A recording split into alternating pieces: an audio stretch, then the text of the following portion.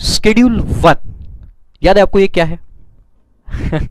Yes I know, भूल गए होंगे आप। चलो मैं रिकॉल करके देता हूं आपको फटाफट। देखो हम लोगों ने सेक्शन 7 देखा था कल।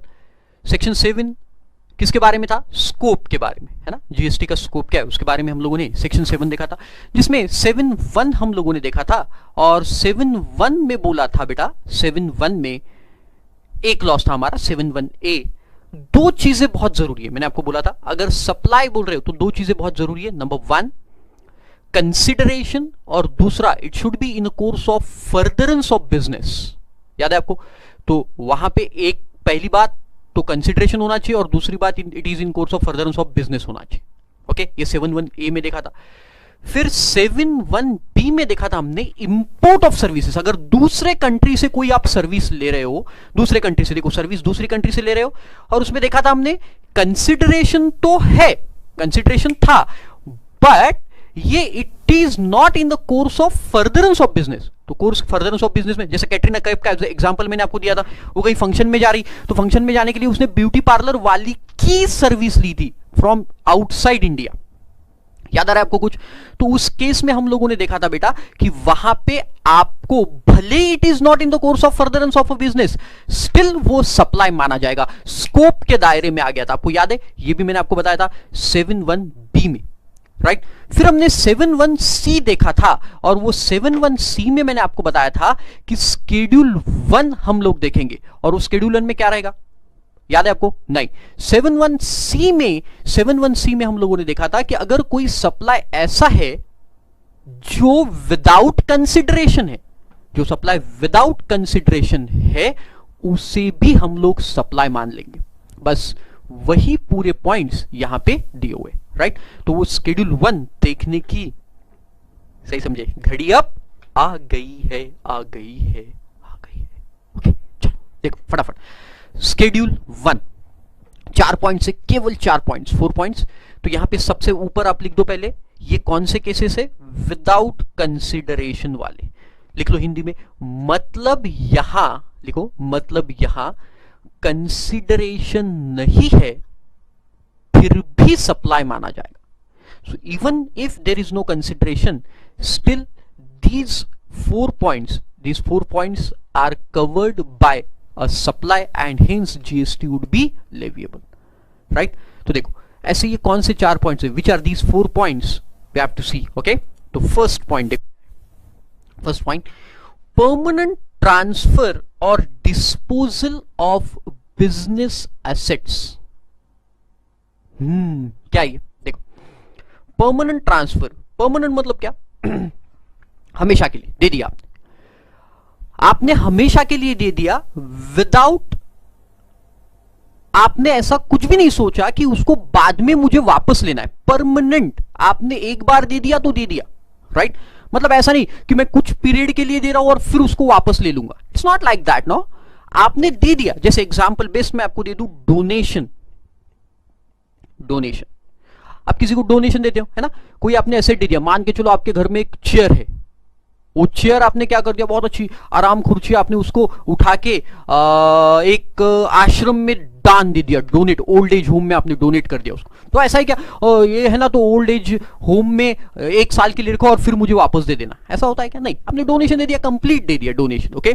तो दैट इज परमानेंट। घर में नहीं, सॉरी बिजनेस एसेट्स है अपने, ना, बिजनेस एसेट। तो बिजनेस एसेट्स, आपके शॉप में कोई खुर्ची थी तो आपने वो डोनेशन दे दी, किसको दे दिया आपने डोनेशन? हो ओल्ड एज होम वाले को।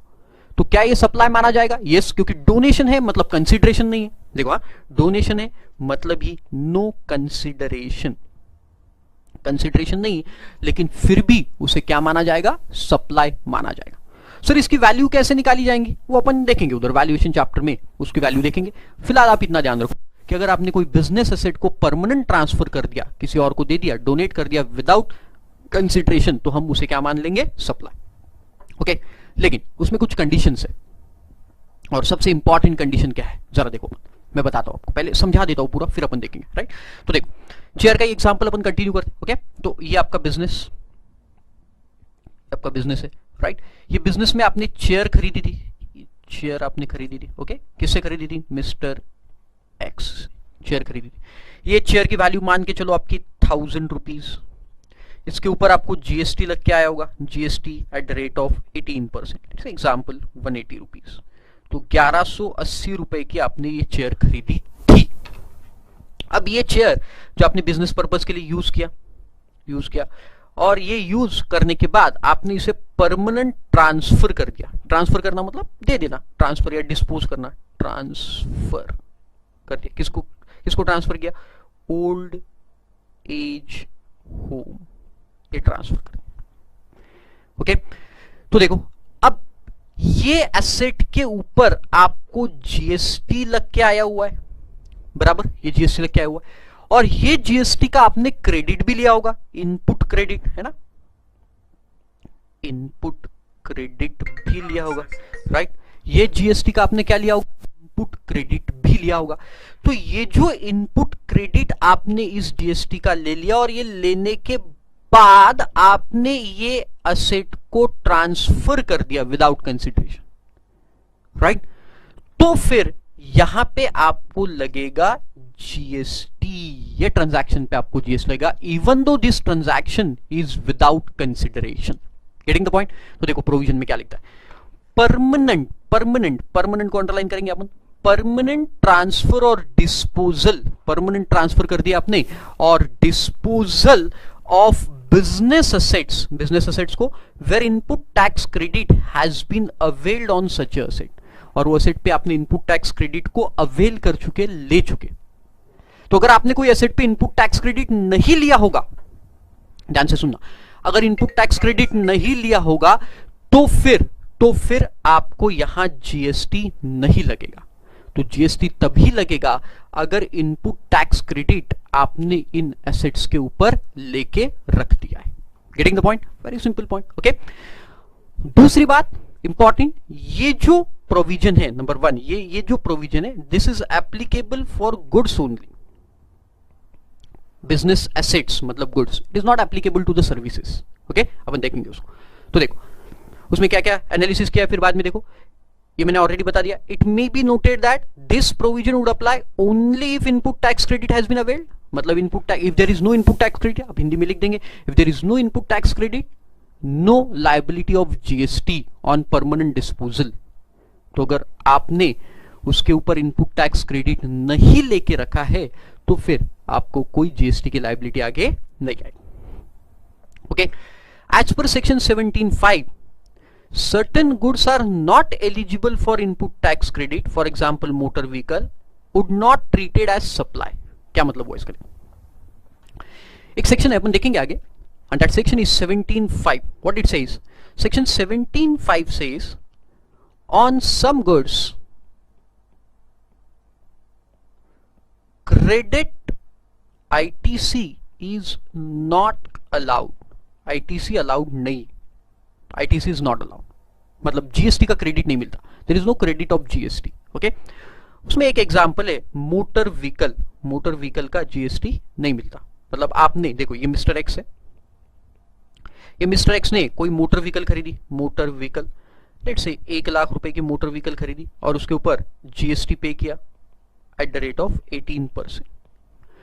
तो ये जो जीएसटी है, इस जीएसटी का क्रेडिट नहीं मिलता। किसको नहीं मिलेगा? मिस्टर एक्स को, बिकॉज गवर्नमेंट ने कुछ प्रोडक्ट ऐसे हैं जिनके ऊपर जीएसटी का क्रेडिट डिनाई करके रखा है कि हम उनका क्रेडिट देंगे ही नहीं। अब मुझे बताओ, अब ये मोटर व्हीकल आपने किसी को ट्रांसफर कर दिया विदाउट कंसिडरेशन, ट्रांसफर कर दिया विदाउट कंसिडरेशन, ट्रांसफर किया ये मोटर व्हीकल, तो मुझे बताओ क्या यहां पे जीएसटी लगेगा? नहीं। क्यों नहीं लगेगा बेटा? क्योंकि यहां पे डबल टैक्सेशन। आप लॉजिक समझो, रटो मत। देखो लॉजिक क्या है इसका, कि अगर आपने पुराना क्रेडिट लेके रखा है, जब आपने खरीदी थी एसेट तब आपने उसका क्रेडिट लेके रखा है ना, जब आप खरीद रहे थे तब उसका क्रेडिट लेके रखा है, तो जब आप बेचोगे तो उसको ऊपर जीएसटी लगेगा। तो यहां देखो, यहां क्या हुआ कि मोटर व्हीकल जब आपने खरीदी तब आपने क्रेडिट लिया ही नहीं, तो बेचते समय उसको जीएसटी नहीं लगेगा, क्योंकि ऑलरेडी आप उसको उसका जीएसटी पे कर चुके हो, आपने क्रेडिट लिया ही नहीं ना, इसी का मतलब आपने जीएसटी पे कर दिया है, तो गवर्नमेंट को उनका जीएसटी मिल गया है। तो फिर आपको कोई भी जीएसटी आगे ट्रांसफर करते समय, मान के चलो ये भी ओल्ड एज होम को दे दिया आपने डोनेशन, तो फिर आपको कोई जीएसटी नहीं लगेगा, नो जीएसटी, राइट। तो वही वहां पे बोला, देखो as per section 17(5) certain goods are not eligible to input tax credit, for example motor vehicle, and hence would not treated as supply. तो इसलिए हम उसके सप्लाई भी नहीं बोलेंगे, सिंपल. देन मैंने बताया सर्विसेज के लिए नहीं है. This is applicable to business assets only, business assets.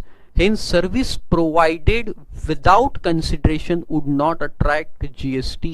तो अगर सर्विस विदाउट कंसिडरेशन है फिर भी उसके ऊपर GST नहीं, राइट. देखो, free coaching services provided by mister Ram Kishan would not attract GST, उसका एग्जाम्पल है. और दूसरा example, distribution of assets by partnership firm to its partner would amount to supply. Partnership firm ने अगर पार्टनर्स को, if partnership firm is giving some assets to the partner without consideration, so it would attract GST, क्योंकि उसको क्या माना जाएगा, supply. तो पहला पॉइंट समझ में आया. बेसिकली शेड्यूल 1 क्या है, मैं एक बार और रिपीट कर दूं. Schedule 1 is for supply without consideration. तो 4 चीजें यहां पे, ऐसे सप्लाई जो विदाउट कंसिडरेशन है, विदाउट कंसिडरेशन सप्लाई है, फिर भी हम उसको, 2 चीजें जरूरी देखी थी हमने, फर्दरेंस ऑफ बिजनेस होना चाहिए और कंसिडरेशन होना चाहिए. लेकिन शेड्यूल 1 में 4 चीजें, जहां पे कंसिडरेशन नहीं है फिर भी वो सप्लाई माना जाएगा, प्रोवाइडेड वो परमानेंट ट्रांसफर है, बिजनेस एसेट का है और वो एसेट्स पे हमने क्रेडिट ले चुके. ये 3 चीजें सेटिस्फाई होना चाहिए. ओके, चलो second point, goods transfer to a related और अ डिस्टिंक्ट पर्सन. तो आपने गुड्स किसको ट्रांसफर किया, रिलेटेड को और अ डिस्टिंक्ट पर्सन को. ओके, तो देखो क्या बोलता है, एक्सक्यूज मी. तो देखो, गुड्स आपने ट्रांसफर किया रिलेटेड को या फिर डिस्टिंक्ट पर्सन को. Excuse me, okay sorry. तो देखो क्या बोलता है,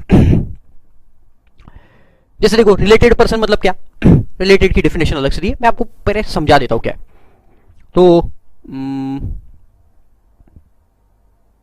मेरे ससुर जी है ना, या मान के चलो मेरे फ्रेंड्स, कोई फ्रेंड्स है मेरे, वो मेरे फ्रेंड्स मेरे शॉप में आए. मेरा एक शॉप है, let's say example dry fruit का शॉप है, मिठाई का शॉप है, चलो जान लो, मिठाई भूख लगी अभी, मिठाई का शॉप है. तो मेरे शॉप में आए और मेरा फ्रेंड कम रिलेटिव है, मान के चलो रिलेटेड पर्सन है ना, मेरा फ्रेंड कम रिलेटिव, और मुझे उसने बोला कि यार आशीष बहुत दिन हो गए मिले नहीं थे, इसलिए आ गया तेरे शॉप में, आ गया मिलने. अच्छी बात है, आओ बैठो. तो उनको मैंने मिठाइयाँ खिलाई, फिर डेजर्ट खिलाया, आइसक्रीम खिलाया, है ना. अब वो सब खिलाने पिलाने के बाद फिर पैसे मांगना मुझे भी अच्छा नहीं लगा. ऑब्वियस सी बात है यार, मेरे दोस्त इतने दिन के बाद आए और उन्होंने भी बोला, देखो बेशरम रहते कुछ दोस्त, बोला आशीष यार क्या तू तो हमारा दोस्त, कहाँ तुझे पैसे वैसे देना है. तो मैंने भी बोला अरे मैं कहाँ मांग रहा हूँ तेरे से पैसे मांग रहा हूँ मैं नहीं.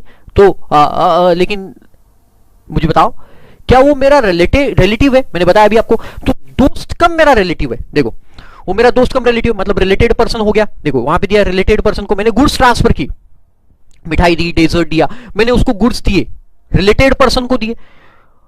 अब दूसरी कंडीशन इसमें जरूरी है कि ये जो गुड्स मैंने उसको दिए रिलेटेड फ्रेंड को या फ्रेंड जो भी मेरा रिलेटिव है उसको दिए, ये in course of furtherance of business होना चाहिए.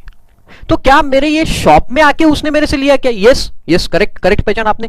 वो मेरे शॉप में आया था और शॉप में आने के बाद मैंने उसको ये गुड्स दिए, ये डेजर्ट दिया, राइट, फूड दिया, डेजर्ट दिया, जो भी मैंने उसको प्रोवाइड किया to a related person and it should be in the course of furtherance of business. अपन देखेंगे आगे फर्दरेंस ऑफ बिजनेस की भी कंडीशन है. ओके, तो ये दोनों चीजें अगर सेटिस्फाई हो गई तो फिर आपको जीएसटी भरना पड़ेगा. मतलब वो जो शॉपकीपर था उसको जीएसटी भरना पड़ेगा. पहला पॉइंट समझ में आ गया. तो देखो आपने किसी को गुड्स ट्रांसफर किए और वो गुड्स किसी को मतलब कौन है बेटा? रिलेटेड पर्सन को, और it should be in the course of furtherance of business. वही अगर वो मेरे घर पे आता था और घर पे अगर मैं उसको मिठाई खिलाता था तो अब बताओ क्या उस पे जीएसटी लगता था? The answer is no. Why बेटा? Because it is not in the course of furtherance of business. तो ये जो रिलेटेड पर्सन को हम ट्रांसफर कर रहे हैं it should be in the course of furtherance of business. तो देखो वहां पे लिखा है. डिस्टिंक्ट पर्सन के बारे में अपन 2 मिनट में बात करेंगे, पहले रिलेटेड को देख लेते. Supply of goods or services or both between related person or between distinct person as specified in section 25. 2 minute बाद देखेंगे इसको. When made in the course of furtherance of a business. समझ में आपके? तो सप्लाई ऑफ गुड्स होना चाहिए, related person को होना चाहिए और it is in the course of furtherance of business होना चाहिए. तो अपन इसको क्या मान लेंगे? सप्लाई, और उस पे ऊपर जीएसटी लगा लेंगे. दूसरा पॉइंट दिया बेटा यहां पे distinct person. What do you mean by distinct person? Distinct person मतलब क्या? जैसे देखो, मेरा एक ब्रांच है महाराष्ट्र में, महाराष्ट्र मुंबई में मेरा एक ब्रांच है, और दूसरा ब्रांच है मेरा गुजरात में, Ahmedabad. This is my branch, head office.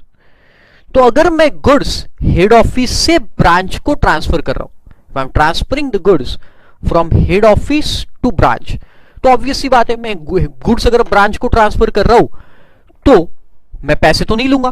पैसे कैसे लूंगा? अरे मेरी ही ब्रांच है और फिर वहां से सेल होगा, राइट? तो ये जो ब्रांच ट्रांसफर है, अब गवर्नमेंट ने इनको डिस्टिंक्ट पर्सन बोला है. Distinct person. और डिस्टिंक्ट पर्सन मतलब क्या? कि इन दोनों के अलग जीएसटी नंबर है. क्योंकि देखो, जीएसटी नंबर स्टेट वाइज होता है, तो महाराष्ट्र वाले के ब्रांच का अलग जीएसटी नंबर है और गुजरात वाले ब्रांच का अलग जीएसटी नंबर है. दोनों ब्रांचेस के अलग अलग जीएसटी नंबर है. तो ये जो सप्लाई है, ये सप्लाई को डिस्टिंक्ट माना गया. डिस्टिंक्ट मान के उसके ऊपर फिर क्या लगाया गया बेटा? जीएसटी लगाया जाएगा. इस ट्रांजैक्शन के ऊपर जीएसटी लगाया जाएगा. Are you getting the point? तो these two are distinct person और इनके ऊपर भी जीएसटी लगाया जाएगा, though it is without concern. Again मैं रिकॉल करवा दूं आपको, schedule 1 we are talking about only distinct person. हम लोग डिस्टिंक्ट पर्सन के बारे में ही बात कर रहे और किसी के बारे में हम लोग बात नहीं कर रहे. चलो एक बार रीड करो फटाफट, देखो.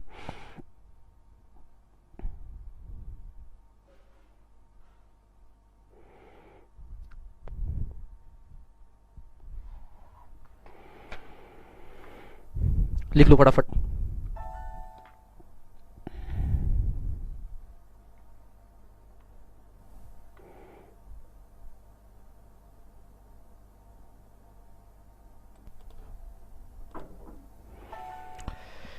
चलो हो गया, गुड.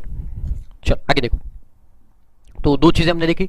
तो ट्रांसफर आपको किसको करना है? रिलेटेड पर्सन को करना है या फिर डिस्टिंक्ट पर्सन. डिस्टिंक्ट पर्सन का मतलब मैंने अभी आपको बताया कि दो ब्रांचेस है, तो इनको भी अपन ट्रांसफर करेंगे, तो ये भी ट्रांसफर कैसा माना जाएगा? बिटवीन टू डिस्टिंक्ट पर्सन, और इसके ऊपर जीएसटी लग जाएगा, even though it is without consideration. हम वही पॉइंट देख रहे हैं. ओके, चलो नेक्स्ट इज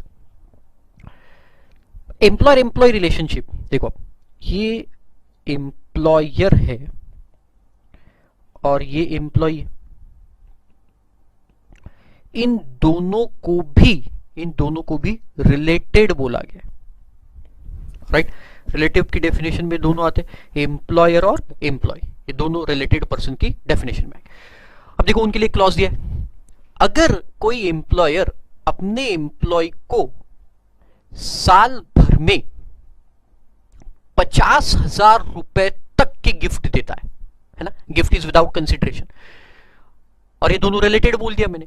तो अगर एम्प्लॉयर अपने एम्प्लॉय को गिफ्ट दे रहा है, बहुत सारे गिफ्ट होते हैं, like Diwali gift, Christmas gift, bonus, ये वो सब मिला के अगर 50,000 रुपए तक दे साल भर में, तो फिर कोई जीएसटी नहीं लगेगा. बट अगर वो गिफ्ट 50,000 रुपए से ऊपर चले जाए तो फिर उसके ऊपर जीएसटी की लायबिलिटी आ जाएगी. Are you getting the point? तो एक एम्प्लॉयर अपने एम्प्लॉय को साल भर में, देखो ध्यान दो, साल भर में मतलब आज 5,000, कल 5,000, परसों 5,000, ऐसे ऐसे कर करके पूरे साल भर में उसने अगर 50,000 रुपए से ऊपर गिफ्ट दे दिए, तो फिर वो पूरे अमाउंट पे जीएसटी, पूरे अमाउंट पे, मतलब साल भर में अगर 60,000 रुपए की गिफ्ट दी उसने, तो जीएसटी कितने पे लगेगा? पूरे 60,000.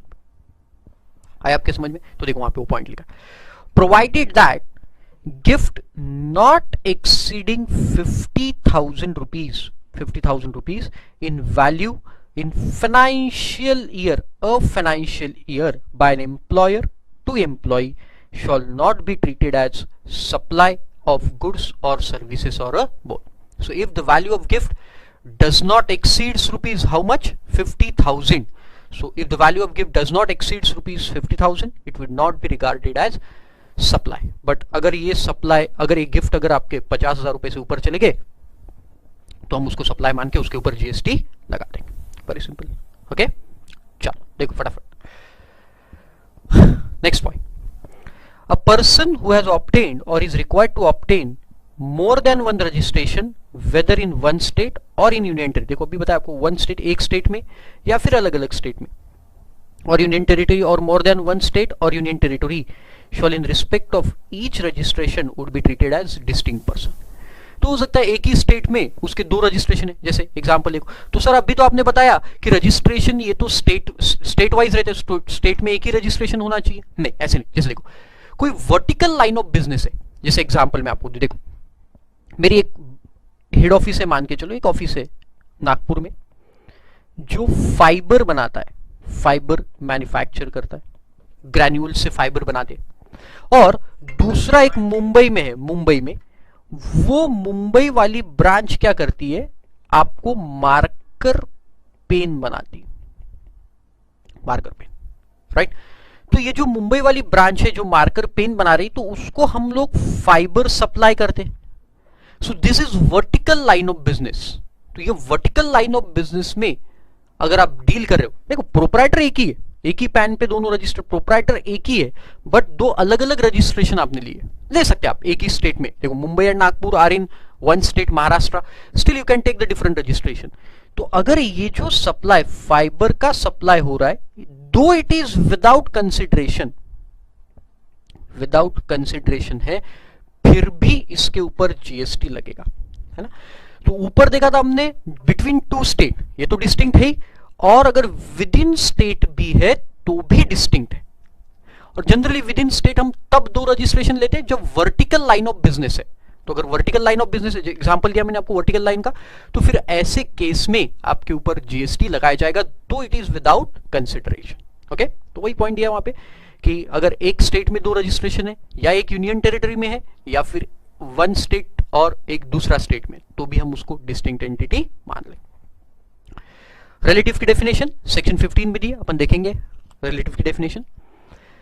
Next, the amount paid by the employer to employee in lieu of services, services के बदले में, इन ल्यू मतलब इन कंसिडरेशन, मतलब आपने क्या किया, एम्प्लॉय ने आपको सर्विस दिया और उसके बदले में आपने उसको कुछ चीज दिया. अमाउंट पेड है ना, amount paid by employer to employee in lieu of services rendered by the employee and is mention in offer letter और agreement is exempted from levy of tax.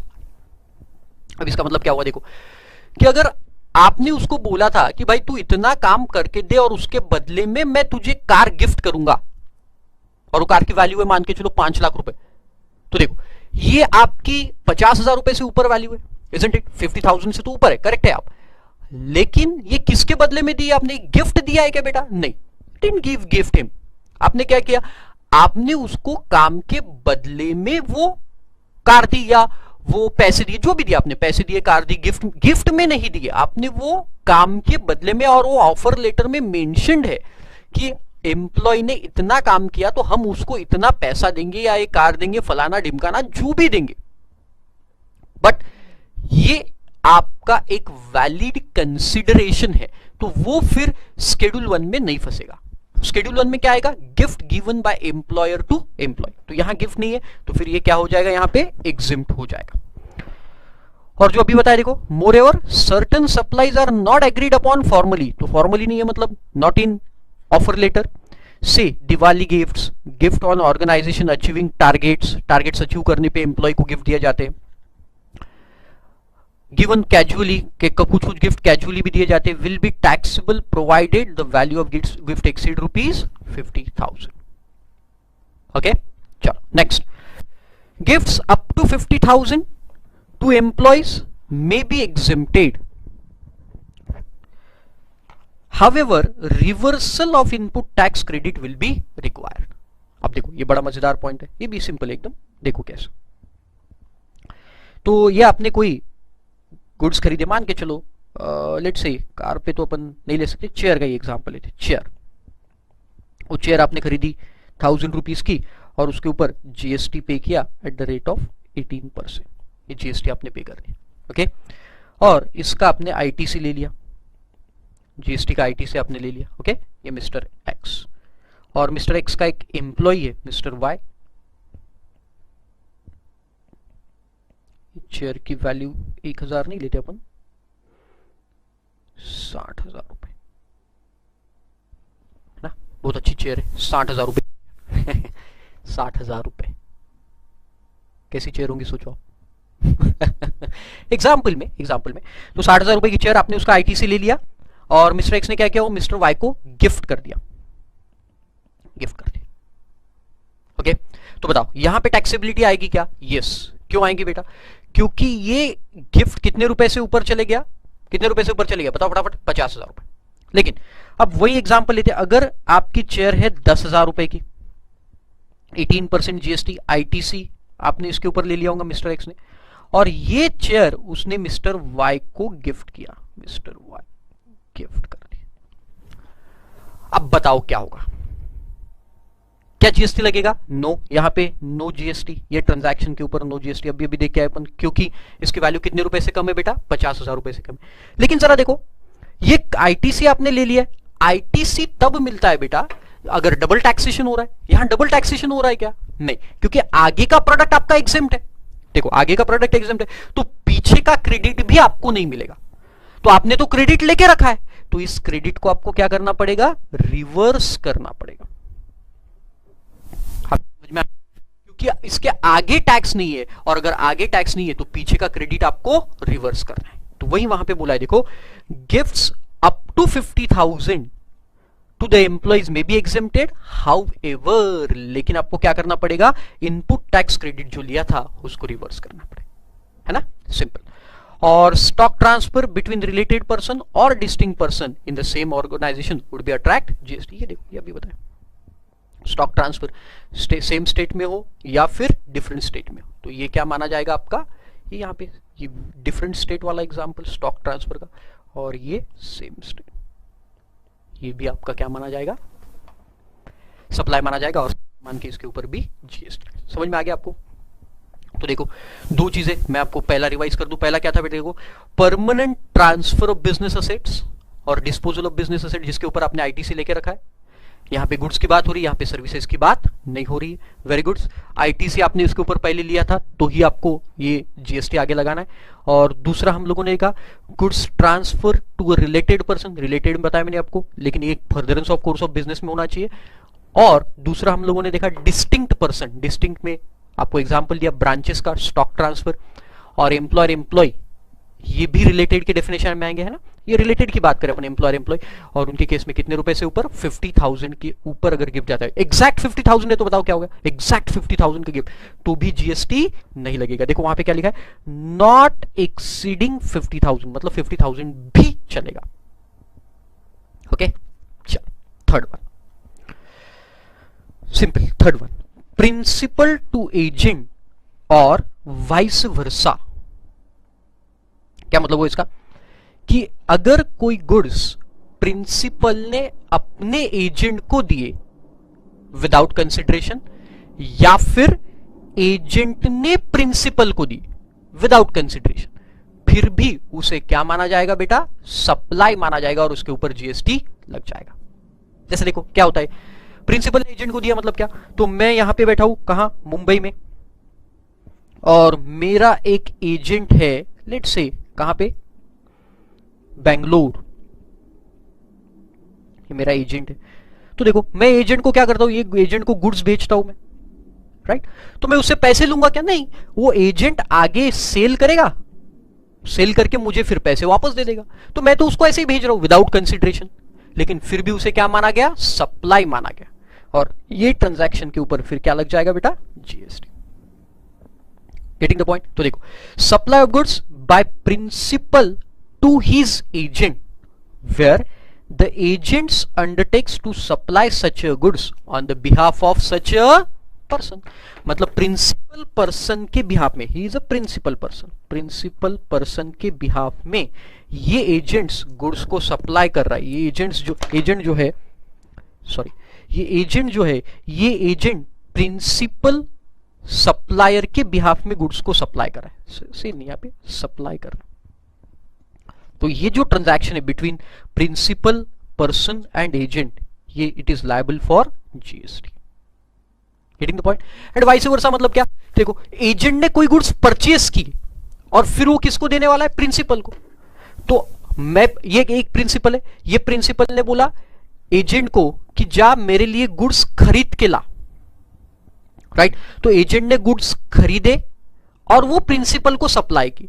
तो एजेंट टू प्रिंसिपल, ये भी जो transaction, देखो पहले case में अपन ने क्या देखा? Principal to agent. अब कौन सा ट्रांजैक्शन बता रहा हूं मैं? Agent to principal. ट्रांजैक्शन पे भी जीएसटी तो नीचे दिया, देखो, by an agent to his principal.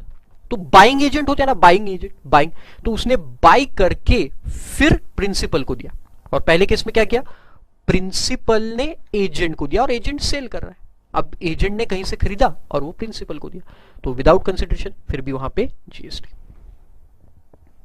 यहाँ पे clearance of goods to consignment agent और clearing agent and forwarding agent even if such agent located in the same state, भले ही क्यों ना वो सेम स्टेट में, उससे कोई अलग स्टेट में तो कोई बोलने की जरूरत ही नहीं। ओके, चलो fourth one, import of service from a related person. अभी क्या है? देखो, import of service from a related person.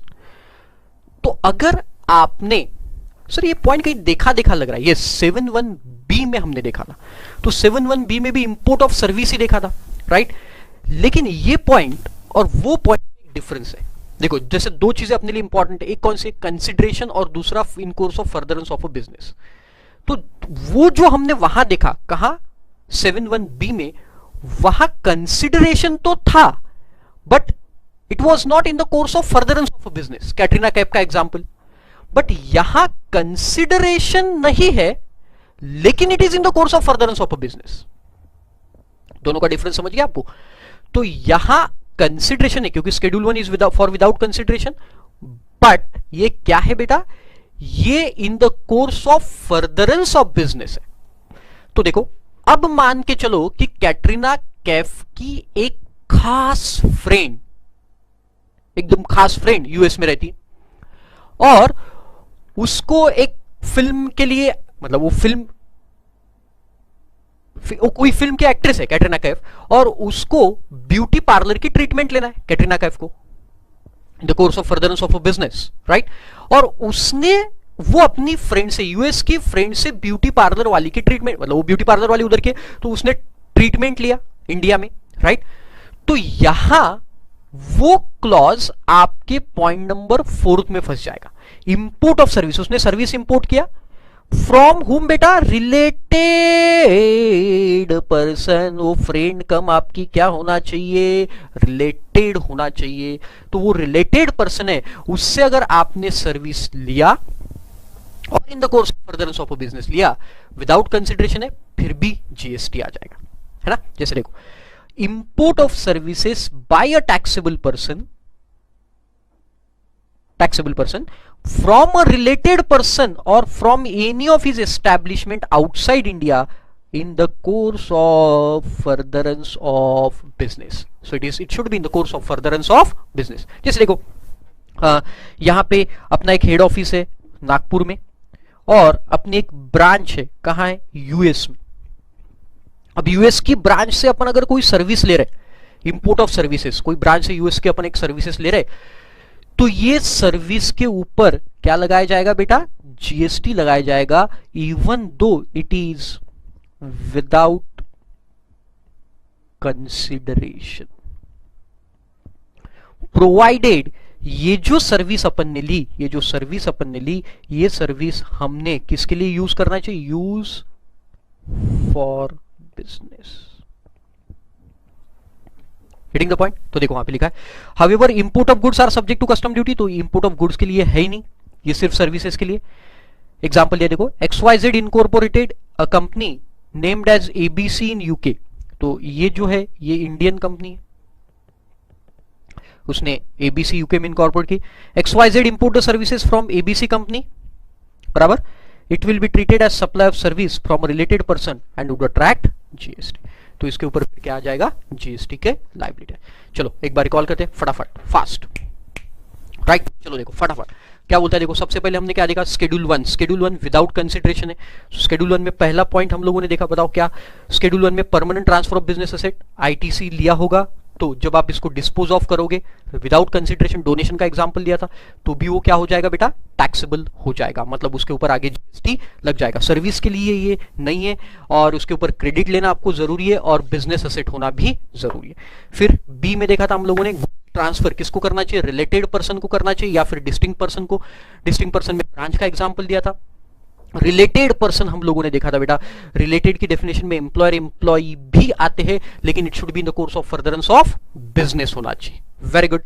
Third point में हम लोगों ने देखा था बेटा, एजेंट को बेचना है तो कंसिडरेशन तो लेगा ही नहीं, बेचने के लिए आगे दे रहा है, फिर भी प्रिंसिपल टू एजेंट, ये ट्रांजैक्शन के बीच में जीएसटी लगेगा, या एजेंट ने कहीं खरीद के आपके प्रिंसिपल को दिया तो उसके ऊपर भी जीएसटी की लायबिलिटी आ जाएगी। ओके, एंड फोर्थ वन देखा, import of services from a related person, तो रिलेटेड पर्सन से हम लोगों ने कोई सर्विस इंपोर्ट की है, इंपोर्ट करने पे भी जीएसटी लगेगा, provided it should be in the course of furtherance of business. Okay, बाकी हम लोग आगे देखेंगे। Thank you so much.